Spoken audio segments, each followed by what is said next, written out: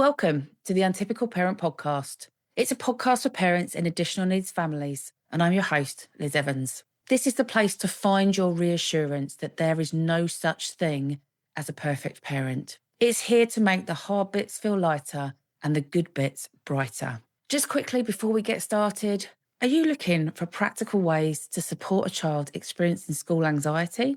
This season, I'm delighted to let you know that the Untypical Parent Podcast is sponsored by Terry Wise from Wise Inclusion and Rachel Helm from Helm Education Consultancy. They are experts in inclusive education and supporting children who struggle to access school. Together, they run webinars and workshops to help parents and schools work together and improve outcomes for children experiencing emotionally based school anxiety. If you're supporting a child struggling with school attendance, check the link in the show notes to find out more about how Terry and Rachel can support you. Thanks for being here. Let's get started. Welcome back to the Untypical Parent Podcast. So today we've got a bit of an education slant on our podcast today, and I'm really delighted to have Simon come and join us today. And he's going to come and talk to us about being an autistic teacher. And Simon, are you in mainstream school? I am, yes, I am in mainstream. You're in mainstream school. So I've invited Simon on to the podcast because I'm really interested to know a bit about what it's like to be an autistic teacher and to get a real understanding of what an autistic teacher brings to the classroom that maybe non-autistic teachers may not have when we're working alongside neurodivergent, additional needs children. So, Simon, can we kick off with what does neuroaffirming mean to you? I think if I think back to sort of even like 5 years ago, I would never have heard of the word neuroaffirming at all. But now I think it's something that's used increasingly quite commonly within not just educational settings, but quite a wide variety of settings. I take neuroaffirming to mean that children and adults who are either have a diagnosis or they're on their way to having a diagnosis, or they think they have maybe traits of neurodivergent, a neurotype, and it's how we accommodate through the environment in particular, environment and our approach to these groups of people and children to ensure that they are supported and they have the opportunity to succeed in their various settings. Yeah. Do you think the word neuroaffirming gets used correctly, or do you think it can commonly be misused or misunderstood? What's your experience in that? Yeah, I think that, neuroaffirming, inclusion, send, those particular phrases, there's not enough of a distinction between those particular phrases, because I think that, you've got send as in, for example, you may have a speech and language need. Yeah. I mean, I am autistic myself, but I don't see myself as having send. I do have communication difficulties in terms of, particularly in receptive understanding of what people are saying. But I find that neuroaffirming, in some cases, people will say, "Oh, we are neuroaffirming. This is what we do," etc. Yeah. And it's almost that sort of glossy, here's the poster, here's the whatever. But actually, for me, neuroaffirming is the value for me is in the practice, in the culture, in what you see, in whatever building that you happen to be in at the time. Yeah, I think you're right. I think I hear that a lot. You often see people say, "I'm a neuroaffirming this" or "a neuroaffirming that," but actually, when you dig down a bit deeper, the understanding is not there. The words being used, and then that makes it feel like a safe space for some people to be in. But actually, when you dig a little deeper, like you say, it's that glossy word of, "Oh, I'm neuroaffirming," but what does that actually mean to people, and what's their understanding of it? Yeah, I think it's how you back it. You back it up. Yes. For example, I was diagnosed last year. I was late diagnosed. Really recently? Yeah, last year I was diagnosed February last year. And originally I'd gone to my GP in 2022 to say that I'd always had anxiety, but I always just put everything down to anxiety. But when it got to 2022, I thought it was a bit more than this. So I went to my GP and I told them that I had difficulties with, social interaction. I found emotional regulation, even naming my emotions very difficult. And I started to explore that a bit further. And within 10 minutes, the doctor said to me, I'm going to refer you for an autism assessment. And there I got the form. I had to tick all it was literally 10 questions. I had to tick it all off. And I find that, for me, bringing that round to the neuroaffirming conversation, it's things like in my workplace, for example, when I walk around with my ear defenders on, no one questions it. No one says, why are you walking around with your ear defenders on? Or if I'm walking around with my sunglasses on, people don't question it. And especially the children, the children see me probably the most with, sometimes I have my ear defenders on or I have my glasses on, or sometimes I've got a fidget. And it's just taken as something that's, sometimes it'll be like, it's too loud or it's too noisy or it's too bright or it's, I just need something to hold while I'm teaching because I'm not quite sure that I'm explaining it correctly. And it's those adaptations that, I requested quite early on when I got my diagnosis. I'm very fortunate that the setting that I'm working with, they, it's fully supportive. It's so much as so that, if in the afternoon, for example, I need an extra additional break in the afternoon, then a member of senior leadership will come down and relieve me Wow. 10 to 15 minutes if I need it. I have to say it's quite rare that I need that time, but sometimes I just know it gets to sort of 2:15, 2:30, and right, I need 10 minutes just to decompress, just to sort of have a walk, go in the field. We have a field at the back of our school, so I go for a little walk in the field. And that's very reassuring that it's when I need it, it's there. So I think that is a really good example of not having the glossy posters, but it's backing it up with how it is for me in everyday life. Yeah. And that probably leads me on to my next question actually is thinking about how does being autistic, do you think, shape the kind of teacher that you are? Has it shaped the teacher that you are? When I got my diagnosis, it was very clear that I started to sort of track back into sort of my personal life and my professional life. And actually, a lot of things began to make sense in the way that I did things, because it was always pointed out that for children who have who are neurodivergent or on their emerging neurodivergent journey, it was pointed out that I was really good with these children. And by that, I mean, how to support them, how to differentiate, how to adapt, etc.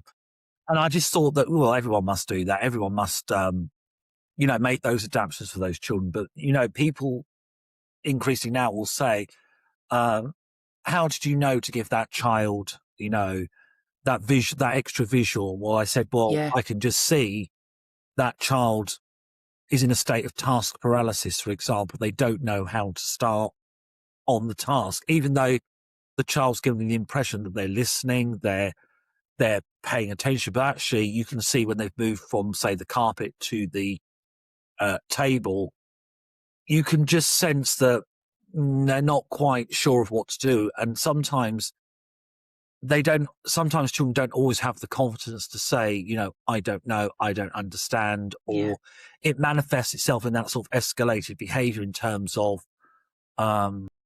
they might just not physically pick up the pencil to start writing, or they might not have their book open. And we forget sometimes that I found increasing now, once I start breaking everything down into very sort of minute chunks. So, number one, go to your table. Number two, get your blue book, which is your maths book. Number three, you're going to open it at the clip where I've put it in to make sure that you're not flicking through 20 pages till you get to the right. That's a good idea. Page. Yeah. Because I found, I could see children, they were turning one page at a time. And I was like, well, why don't you just flick it open to the middle? And then I thought, well, actually, you don't know where the middle the middle is. So it's that visual marker you just put in so that they know where to go. And I found that it's almost the strategies I was putting in place for the children before my diagnosis were actually more almost for my benefit as well for the children's Yeah. benefit. Because I find that like visual timetable, which I think sometimes that's a given that people have those, but it's making sure that it gets used and, you pull it off when it's done. That probably helps me as well as the children that I can see what's visually happening Yeah. during the day.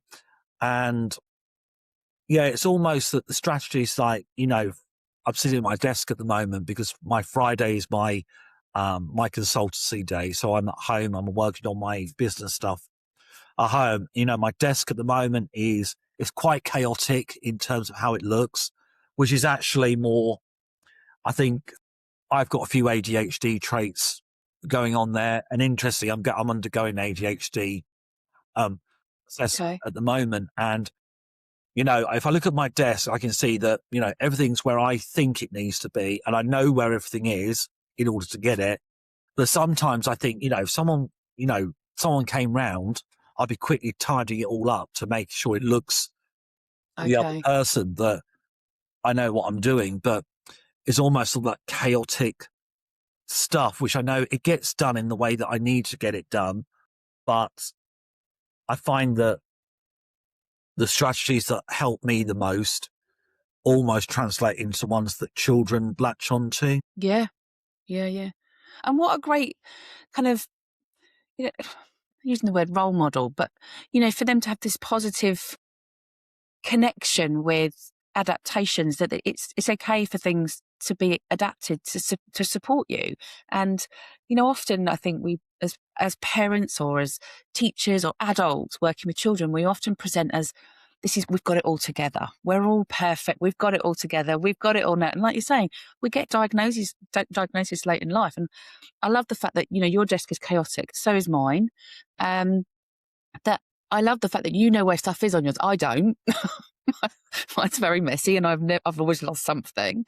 But I suppose for those kids to be able to see an adult going, you know, I need some support, and that's really okay. That it then gives those kids confidence to go forward in their life and go, well, actually, these are the bits that I need, and that's it's not an unusual thing to need some kind of adaptations to support you to do the things that you need to do. Yeah, it's almost like you're running two different types of curriculum which merge together. You've got your academic curriculum that you have to, Yeah, your English, your maths, your whatever. But it's almost like the sort of the pastoral side, the behaviour support side goes sort of alongside that because, you don't know, for example, in the morning, how the children are going to come in the morning. Children come in and you might see a child's upset or child's just not quite themselves. And I think it's having that, the open-endedness in terms of, right, something's not quite right. Let's try and see what it is. Sometimes children don't want to talk about what it is. They just need that space in order to be able to process what it is that's going on. So it's giving those children those sort of options that, in the morning, I mean, I personally don't do like early morning work. I do I call it a soft start where it's drawings, colouring. It's a bit of play-based stuff. And I find that I've used that with multiple year groups. Even the older children prefer stuff like that because when you come in, for me, the last thing you want to be bombarded with is, handwriting, phonics, maths, etc. You want to yeah, be able to come in, you've got all your stuff. For some children, it's knowing where to put all that stuff because you've got yes, like your bag, your coat, your water bottle, your book bag, trying to keep hold of where to put all of those things. Sometimes, I have children that have like a checklist of those things and where to put them. They tick it all off yeah, as they yeah, go in because that's too much to hold in their short-term memory. And it's, the start of the day in particular, that's quite a minefield for quite a lot of us yeah, in terms of, for me, going from a quiet classroom where everything's set up, ready to go, we've got all the children coming in and they obviously want to tell you stuff, they want to talk to you, they want to show you stuff. And, I go with it because it's for the children and that's what they want. But sometimes you think, it gets to the end of the day and there's almost less teacher tired, but there's also Yeah. autistic tired as well. Like you've gone through the Yeah. day of teaching, interacting.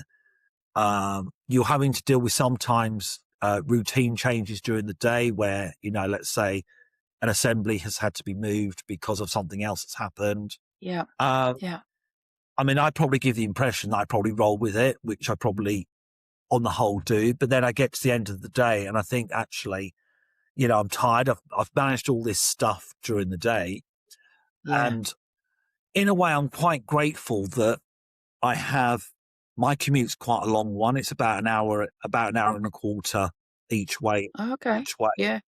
And actually going on the public transport, I could just put my headphones on and I could just decompress from the day, because Yeah. I think what some people won't notice is, on the face of it, it's fine, but inside it's like I'm having to have dealt with all of these different things. And I get home. I mean, I live by myself, and I get home. I have my routine at home. My routine is very quite rigid at home. Where I come in, the bag is on the floor, and then food straight on. Flop out on the sofa with my bottle of water, and I just take that time just to give myself that permission that I can just sort of decompress from the day, because I wasn't doing that before. I was just coming home, bringing Okay. school stuff home with me and doing work in the evening, whilst now it's no, Yeah. no, we leave it there. Yeah. Yeah. And I suppose that kind of I've thought to think about, burnout in teachers. And that's all kinds of, neurotypes in teachers. The burnout rate is quite high in teachers. And I suppose how you talked a little bit about that, but how do you manage that as because it sounds like some of that for you people might think that you're rolling with it, but actually that's probably masking. Yeah. Yeah. Um, I think with masking, when I heard the term masking and what it was and how it is, I thought, yep, that's exactly how it Yeah. is. That's how it is. Because you think that, when I go to a meeting, when you have a, briefing, staff meeting, you have, meeting with parents, carers, trainers, whoever comes to visit, Mm. once I know what's going on, what the purpose of the meeting is, that gives me a lot of security in the fact that I don't like particularly being ambushed at the last minute, because I have to then buy myself some processing time, because if someone's asking you something, say at home time or, first thing in the morning, I have to try and think quite quickly, when actually what I'm screaming out for is like, I want to say, just give me a minute while I just think about it, which I'd probably do more than I used to do. And I think that there has been times, in previous teaching roles that I have, because I'm a supply teacher, and there's been past long roles that I've done, and it's got to a point where I felt tired, but I didn't realize why I was tired, more tired than normal. Okay. And, Yeah. I went to the doctor and I said to the doctor, I'm just feeling really tired. I feel worn out. And they put it down to, like stress of the job, or, I Yes. was, but actually looking back on it now, it wasn't just that. It was the fact that, you know, people who are autistic, and other neurotypes, is you have that burnout, you have that physical sort of like, I can only describe it as, it's tired, but extreme tiredness. Like you feel exhausted and you're overthinking like what you've done during the day, and you've thought like, in a meeting, for example, like, what you want to do is get up and move around during the meeting. You don't want to sit there. We're quite luckily in, it's funny when I do training, one of the first things I do say to people is when we do almost the ground rules, I always say, if you need a fidget, go and get one Yeah. from the side, or go to the toilet when you need to, because that's quite a luxury, being able to go to the toilet. Or like, no, if you need to get up and walk around, you get up and walk around. Yeah. I don't care. It's almost giving it's Yeah. giving people that permission, isn't it? Yeah. And we wait for that permission a lot of the time. We feel that we should sit and we should be still and we should, Yeah. toe the line and be perfect. But actually, it's like you say, sometimes we need the permission Mm. to do things slightly differently. Yeah. And I find that, when I do those things, when I engage in those things that, I think at one point, right, I do want to get up and walk around, or I just want to sit by myself for a little bit. It's like at lunchtime, I always go out for a walk at lunchtime. I always walk down to the shop to get my lunch. Sometimes I go and sit in the park and eat lunch, or sometimes I just sort of sit in my little. We're very fortunate that our classroom has a separate outside area. Sometimes I just go and sit there. I find that physical sort of like, it's almost like a marker. Like, okay, I'm leaving the building now. Leave everything there. Get Yeah. lunch. Then have the time for yourself. Sit and scroll on your phone. Switch off from everything. I find that lunch represents sort of like the halfway point during the day. Okay. You've done all the morning stuff. Then you've got a chance to reset, and then you've got the afternoon. And then it's that bit after school where, I do my marking, planning, and I do all my other bits that I need to do.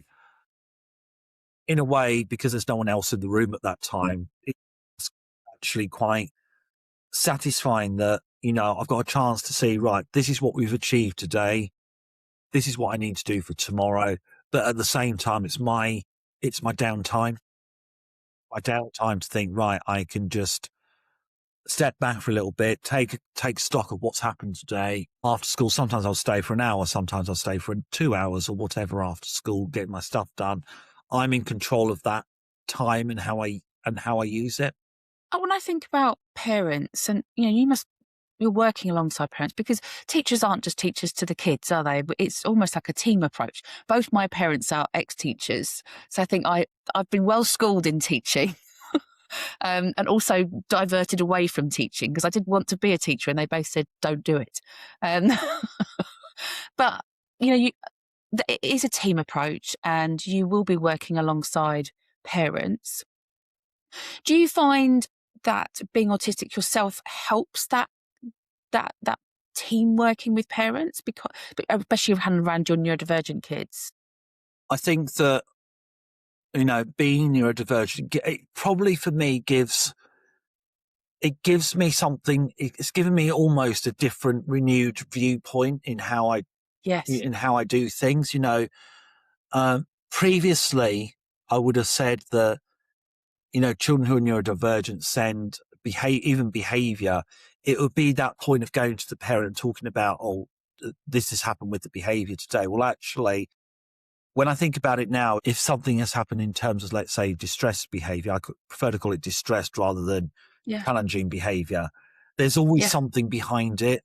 I always Yeah. find now, because I would have, 10 years ago, I would have said, I would have gone down the road of kicking off. That child's been kicking off today. That child's done this, that, and the other. Well, actually, I can see if a child is finding it tricky during the day, and you can see that sort of maybe unsettled behavior, you can see that Yeah. sort of disengaged behavior.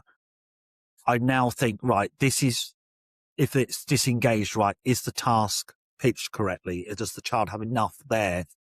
And it's having the confidence now to say, particularly when I have those sort of parents' evenings, meetings with them, parents are saying, particularly with things like homework, they might find it hard to engage children with their homework. And then I can confidently say, I've tried this works. I will show you how to do it. And then here you go and have a go at it to yourself. So it's given me the tools in which to aid the parents more, and to give the parents additional tools to work with their children on. Or I'll just free flow the ideas. I'll say the phrase, these are my initial thoughts. I will go away and think about and come back to you tomorrow. And I always do come back because the trust and connection you have with the parents and carers is equally as important as the trust and connection you have with the children. Yeah, it really is. And it was really interesting as well, the way you phrased the behaviour, because, it's really difficult for parents when maybe you've got a child that's struggling at school and you're constantly being called, and the kind of terminology around their behaviour becomes, like you say, they've been kicking off, challenge it. They're all really negative connotations to the behaviour. Now, the behaviour might be the behaviour that we don't particularly want to see, and it is causing the child distress, other people distress, but actually by naming the behaviour, like you're saying, and calling them distressed behaviour, because that's what it is. The child's distressed by something. Must for parents is much more helpful than, we've had bad behaviour or they've been misbehaving or challenging behaviour. Actually, you're describing the behaviour that you're actually seeing, which is distressed, or they're disengaged, or rather than they're ignoring me, they're actually disengaged. And that change in language must be so much more useful for parents. You know what? That was the probably the single most important shift when I was a permanent teacher all the way up to 2021. And then I went on supply teaching in September 2021. And I took that opportunity in that summer break to really do some sort of reading around behaviour in particular. And there's one particular behaviour. I don't know whether I would call it an approach or reading, but can I name drop the person? You can name drop away, Simon. Yeah. So Jen Foster is the person that I saw something of hers in 2021 called Revolutionized Behavior. And it probably was the stuff I should have had in teacher training, where, she broke everything down into, if a child, for example, is moving around on the carpet, they're not doing it to misbehave. They're moving around on the carpet because they have a need in terms of they need to move around. They need to get up and do something.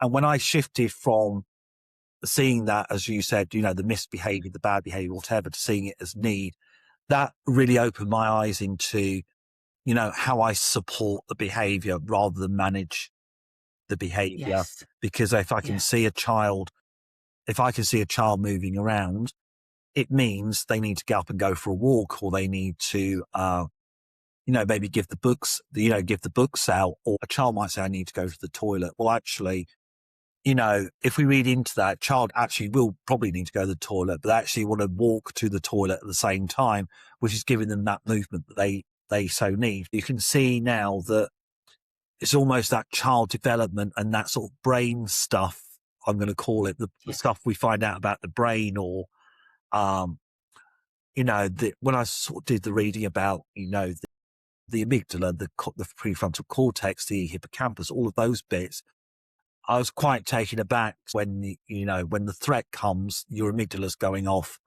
which raises the cortisol, the stress levels, and it's exhibited by that running away, that the hitting, whatever. Yeah.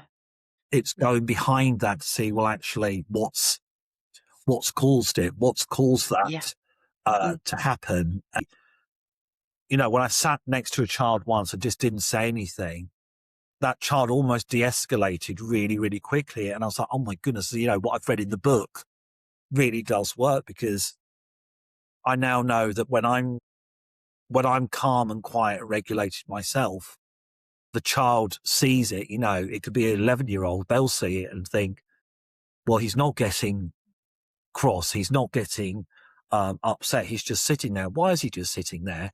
I might just sit there and play with like a fidget tool. And I see that, that mindset, that sort of like that change is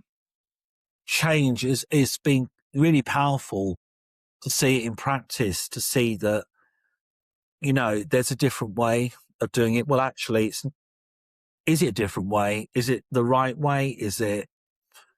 It's probably comes down to need and support. You're seeing the behavior, that's the visible bit.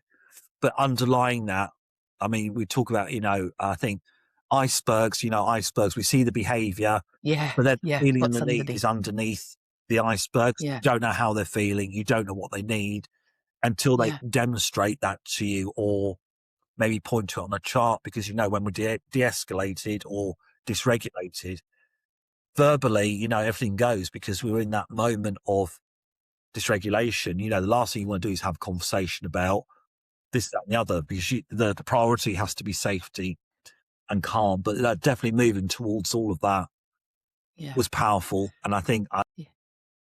it's a hard thing to get your head around, because it's always like you've got the traditional ways of behaviour management. And when you talk about supporting it rather than managing it, you have to go in quite a lot of depth, I think, about what it is. But when people see it in action, that's when people start to think, yeah, all right, I can see what he's talking about. Yeah. And I think parents listening to this, we have quite a lot of teachers tune in and listen, but we also have majority of them parents. And actually, for me, that's really helped as a parent is changing that language around behaviour. A lot of that's come from my learning, and a bit like you, I did a lot of learning in my younger years as an OT, and I worked in special schools for kids that were unable to attend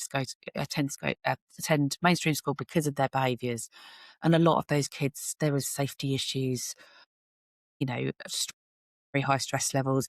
And they were those kids as well that, you could talk through with them and go, now in these situations, what would you do? And they'd name you perfectly what they should do, but in the moment couldn't do it. And when I started to learn more about the brain and knowing that actually that part of the brain was going offline for them, they couldn't access that lovely bit of reasoning and thought process of, I just need to do this, this and this. They were just reacting in a way to keep themselves safe. That really helped me in my work, but then also helped me with, how I parent my own kids is very much looking at behaviour as a message and, what support do they need, and trying to take the personal side out of it as well. Because sometimes it can feel very personal, the behaviours, if they're directed towards you as the adult trying to support. And sometimes that change in terminology that can really help with that and change your approach to things. Found that it benefited myself, because I found myself having not meltdowns, but I call them shutdowns. Like I'd be like out with people and I completely sometimes go non-verbal, and I couldn't make sense of what was happening. And they were trying to sort of reassure me and trying to do stuff. And I just couldn't get my head around why. I'd be quite happily talking away and whatever. And then I'd just be like absolute shutdown. And, I'd get upset because I was worried that I couldn't explain it or what the other person was thinking. But I just think now that those things, when I do have those moments, it's self-advocating for yourself for me, because sometimes I'll be like, sometimes I need to leave it, I need to leave as soon as the kids have gone. I need to, and people are fine with it, if you need to go, you need to go, and that's it. There's no question asked about it. But yeah, definitely sort of understanding more about behavior, what it is, how it works, what to do, and learning that sort of like doing nothing sometimes, in terms of like not getting all your tricks and things out for them. Yes. You don't always have to do that. Just, I think the child in this case needs to know that you're a trusted adult, you connect, you understand, you're with them, you're present with them, and there's no rush, because I don't know if there's a figure of this, but that moment of being dysregulated to then not being dysregulated to being more regulated, the window between those two things, it could be quite a long time, couldn't it, in terms of... Absolutely. So you have to be with them, and you have to ride it out with them. And that lesson that, trying to push through with the curriculum whilst you've got dysregulated, well, sometimes the curriculum does have to become secondary to the child's safety and regulation. I think it's as simple as that. I think that kind of leads me on again to the next bit that I was going to just chat to you in the last kind of bit for the podcast, is thinking about there's a lot going on at the moment with regards to education and the white paper that's out. I'll ask you very sarcastically here, Simon, just a small question of, where is it going wrong?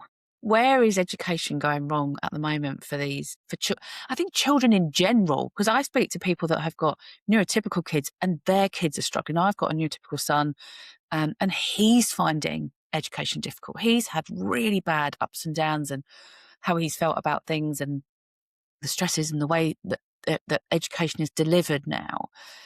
You know, with your magic wand, Simon, you know, where do you think things are going wrong with education at the moment?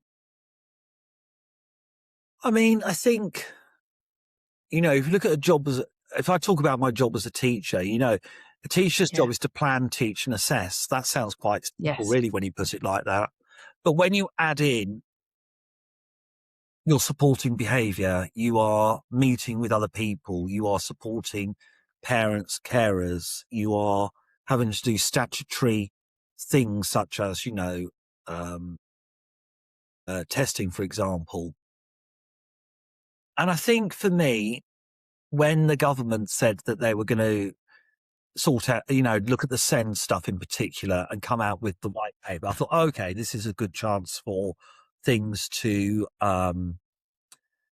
change and to become neuroaffirming. And I'm really disappointed that, you know, what I read and what I saw, you know, it was sort of built up as this really, you know, we're going to do all this stuff for our centre and whatever. And I was taken aback with how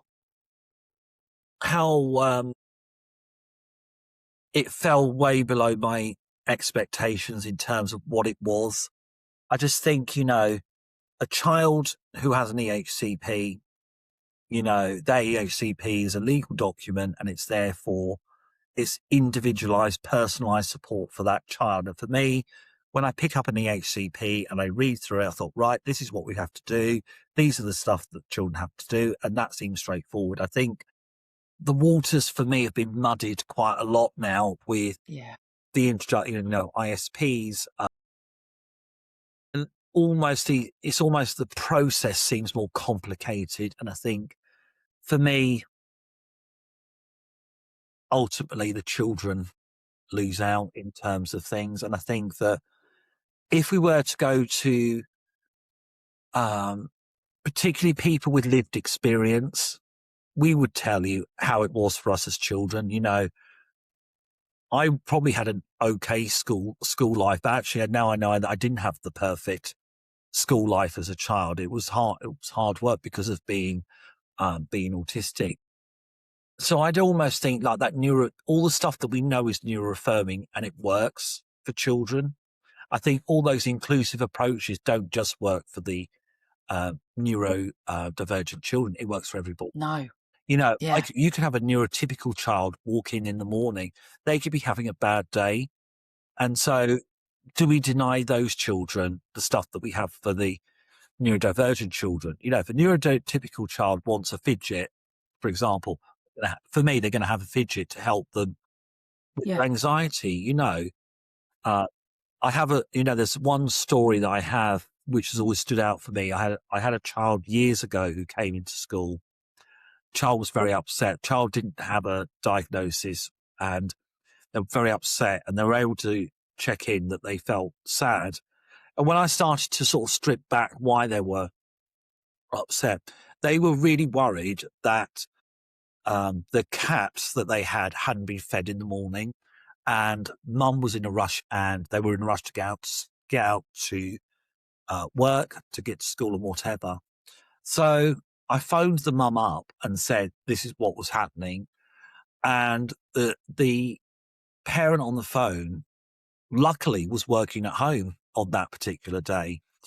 And so she went down and fed the cat because she wanted her child to be reassured that almost routine led bit they left the house is cat got fed. And it just shows that when things are not routine led or things aren't fixed or things happen, like understandably, you know, if mum's in a rush in the morning to do this, that and the other, because mum's got to do this, that and whatever. But that's really stuck with me that something, it could be seen as quite trivial in terms of like the cat being fed, but for the child, it was part of their routine in the morning. And I think it's paying attention to the signals that the children give to us. I'll admit it's not easy when you've got 30 children, and Yeah. essentially each one of those 30 children Yeah. would have things, or, you know, the percentage of children being neurodivergent or emerging neurodivergent could be a high percentage. But I think it's keeping with you it's almost like these are the children. What's going to work? What's going to keep them safe? What's going to allow them to thrive and flourish? I suppose for me, it's having, as soon as they walk through the door, the connection, the safety and the trust the adult provides. When they come into class, it's when the teaching that you do with them, how do you adapt that to ensure that all children have the opportunity to succeed? And yeah, as I said, it's difficult, it's hard, but we do it with the best intentions, I think. Yeah. Yeah. And I think that's what's really important for me, is that I don't think I've ever come across a teacher that hasn't wanted to do the best by their classes in all the work that I've done, both as a parent, but also as a professional, as an OT. And I think what sometimes can happen is that parents and schools sometimes almost get set against each other, when actually the issue is bigger than both of them, where they're both trying to do what they can in a really difficult situation. And like you, I was really hopeful that the white paper might bring some solution to that. And it talks about, what's the wording they use? But basically trying to adversarial, wasn't it? It was trying to reduce it and make it less adversarial. And I was thinking, how ideal would that be? I mean, it'd be that we all want that. No parent wants to be in an adversarial relationship with the local authority or with the school, and vice versa. The school don't want that with the parents, but almost this system can create that difficulty between parents and schools. And it's so important, I think, that schools and parents join forces together. They're a much louder voice, and actually are both trying to get the best for those children. As I say, I have never come across a teacher that doesn't want the best for their kids that they work for, but sometimes they're just stuck in systems. They don't have the knowledge, they don't have the experience, they don't have the backup and the support that they might need to be able to do that.